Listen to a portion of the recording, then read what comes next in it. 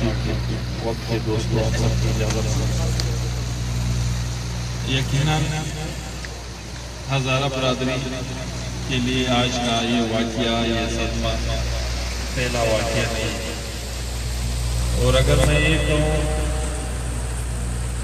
کہ پشتون افغان ملت میں پشتونوں نے ہزارہ برادری نے جو جنازے جو تکالیف جو صدمے برداشت کیے ہیں شاید اس تاریخ میں کسی قوم نے برداشت کیے ہیں. جس طرح میرے بھائی نے بات کی یعنی بحیثیت عوامی پارٹی کی سیاسی کارکن کی حیثیت سے اگر میں آج آپ کے سامنے صرف اپنے پارٹی کے شہداء کی لسٹ رکھوں گا تو آپ سب دن کے رہ جائیں گے کہ ہمارے اپنے پارٹی کے وہ والدین جن کا اکلوتا بیٹا تھا وہ بھی ان سے محروم ہو گئے. یہاں تک کہ اپنے وقت کے لحاظ سے سیاست کے میدان میں انتہائی بڑے بڑے نام اس دہشت گردی اس انتہا پسندی اس فرقواریت کی نظر ہو گئے.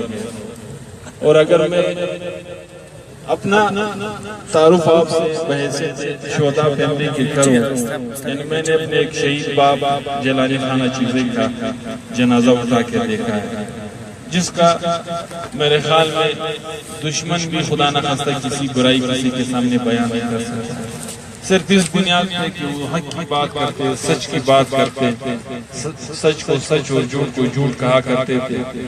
اور اسی طرح جس طرح بھائی نے کہا اگر میں 8 اگست کے وکلا شہداء کے اس لشکر میں اپنے جوان بھائی عسکر خان شہید کا ذکر کروں یعنی یہ چیز اس بندے کو محسوس ہوتی ہے جو اس کرب سے گزرا ہو.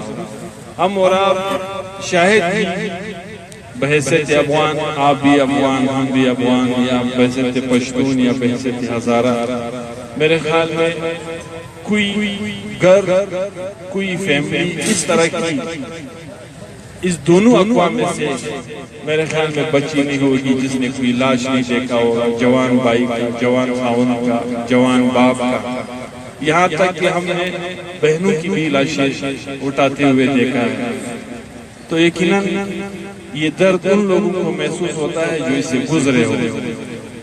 لیکن آج کے دن صف ماتم ہم نے پہلے بھی بہت کیا ہے پھر بھی کریں گے. یہ جو ہمارے آنکھوں سے کبھی کبھار آنسو بہتے ہیں یہ بزدلی کے آنسو نہیں ہوتے یہ بھی غیرت کے آنسو ہوتے ہیں یہ اس درد کے آنسو ہوتے ہیں.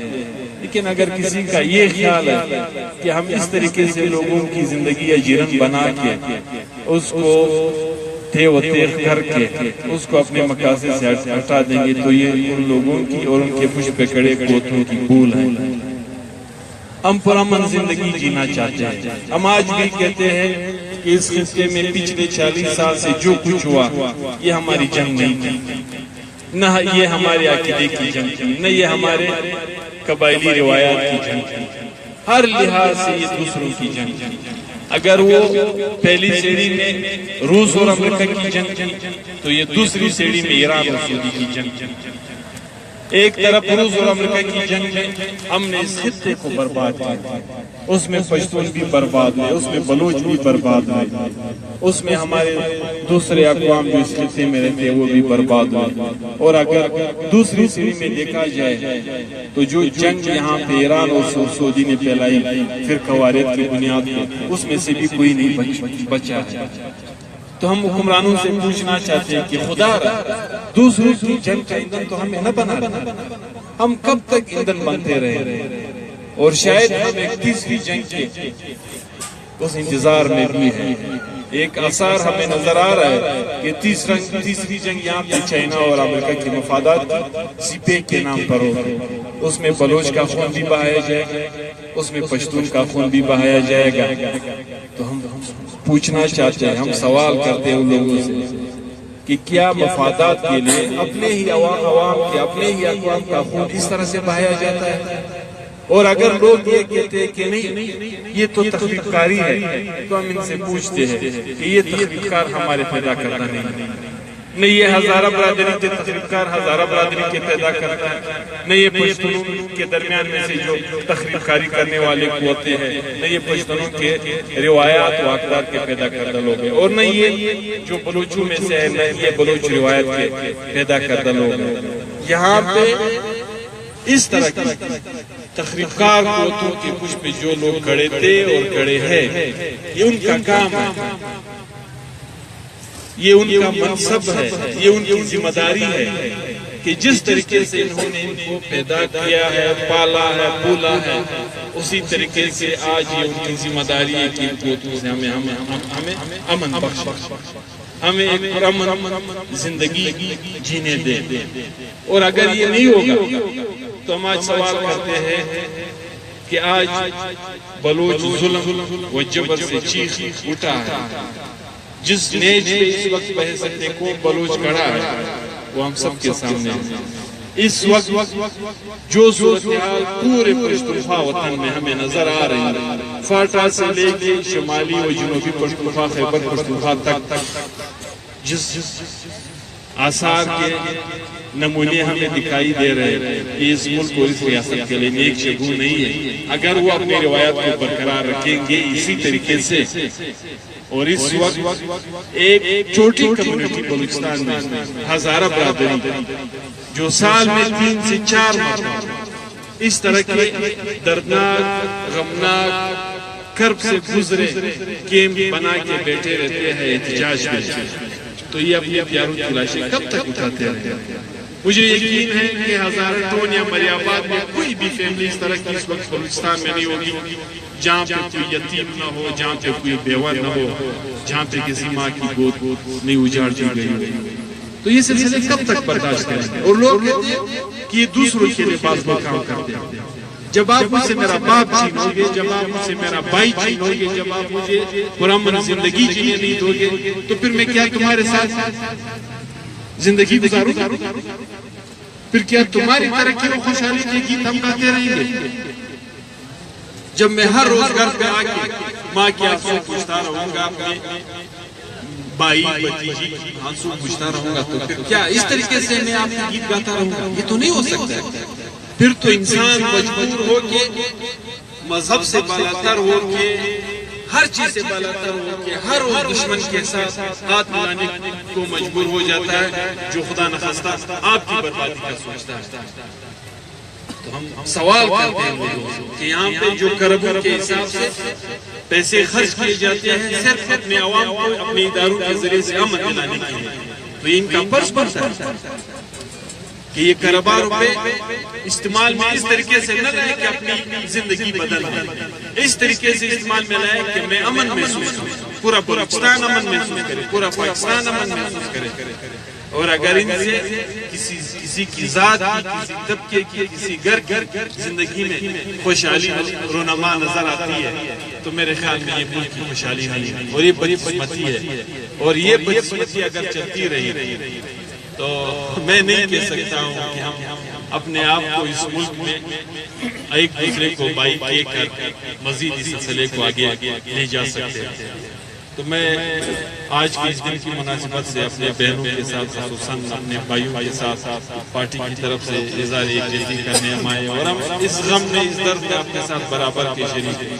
جس طرح میں نے شروع میں کہا، یہ درد ہم نے بہت ہی نزدیک سے دیکھا ہے، بہت ہی قریب سے دیکھا ہے۔ اس درد کا احساس شاید ہم سے بڑھ کر کسی کو زیادہ نہ ہو، تو مجھے اندازہ ہے اور مجھے پتہ ہے، کیونکہ میری بھی ایک 7 سال کی بھتیجی ہے، اس وقت بھی گھر میں اصغر خان کی ایک اکلوتی بیٹی ہے، تو مجھے پتہ ہے، مجھے احساس ہے۔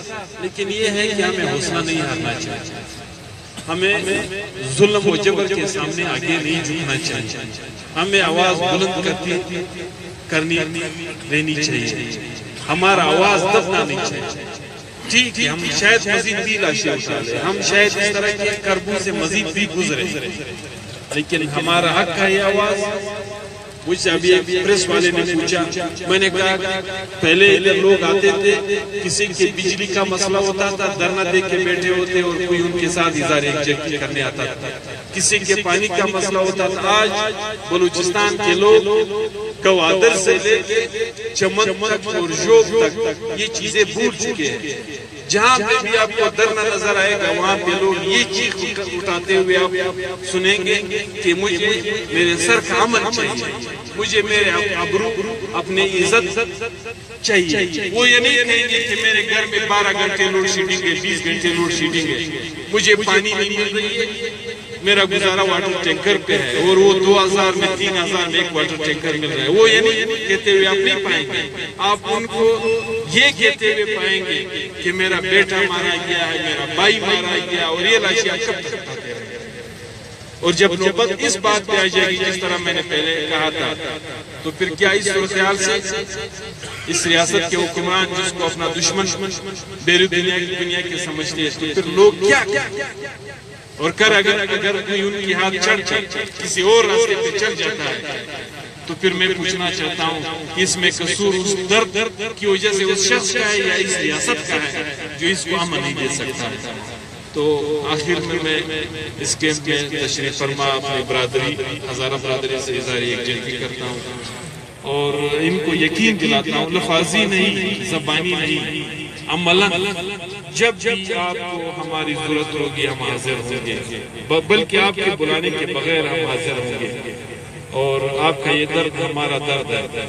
آپ کو اس تکلیف, اس درد اور اس مصیبت میں اپنے آپ کو اکیلا نہیں سمجھنا ہوگا. ہم سب اکٹھے ہیں, کیونکہ اس سے آپ نہیں گزرے. اس بلوچستان میں رہنے والا ہر طبقہ اس کرب سے, اس درد سے گزرا ہے. اگر آپ کے ساتھ ہوتا, میرے ساتھ ہوتا, تب جا کے کوئی بات ہوتی. میرے ساتھ ہوتا, بلوچ کے ساتھ نہیں ہوتا, پھر بھی کوئی بات ہوتی. بلوچ کے ساتھ ہوتا, یہاں پہ عیسائی برادری کے ساتھ نہیں ہوتا, پھر کوئی بات ہوتی. ہم سب اس غم میں برابر کی شریک ہیں. یہ ہم سب کا مشترکہ غم ہے اور اس مشترکہ غم سے ہمیں مشترکہ طور پر نمٹنا ہوگا. تو میں آخر میں اپنے آپ کو اس غم میں اپنے بھائیوں کے ساتھ, اپنے بہنوں کے ساتھ برابر شریک سمجھنا ہوں. اور ہم سب کی یہ کوشش ہوگی کہ اکٹھے ہو کے اس درد سے نمٹے اور جدوجہد کریں.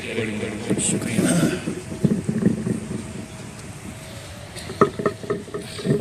محترم اصغر خان اچھچئی کو اس بھوک ہڑتالی کیمپ میں خوش آمدید کہتی ہوں. آپ کو میں شاید پہلے نہیں جانتی تھی, مگر کیونکہ اصغر خان اچھچئی میرے استاد بھی تھے اور ایک دن پہلے شہادت سے دن پہلے جمعے کے دن میں نے ان کو مسکراتے دیکھا تھا, ان سے بات کر کے دیکھی تھی. تو مجھے پتا ہے کہ یہ درد کتنا گہرا ہوتا ہے جب ہم وکٹمز بھی ہوتے ہیں, جب ہم پھر اس کے زد میں آتے ہیں. تو میں آپ کا شکریہ ادا کرتی ہوں سر کہ آپ آئے, آپ نے ہمیں عزت بخشی, ہمارے دکھ کا ساتھی بنے. آپ کا بہت شکریہ. آپ کے ساتھ